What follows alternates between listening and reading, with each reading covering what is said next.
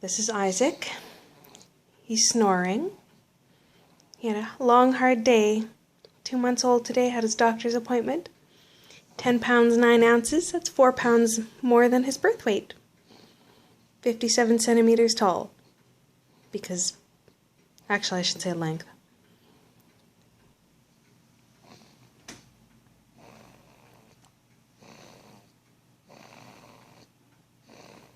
He takes after his dad and his grandfather. Both snore like trains. This is him post-haircut. Looks pretty good, hey? Can't grab that anymore.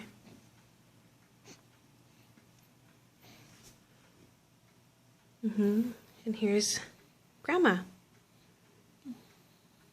Yeah, spoiling my grandson here, huh? No, we're not spoiling, we just love you. Yeah, we love you. And the best part is, for his doctor's appointment, he wore a magnetic onesie. The best thing we ever discovered.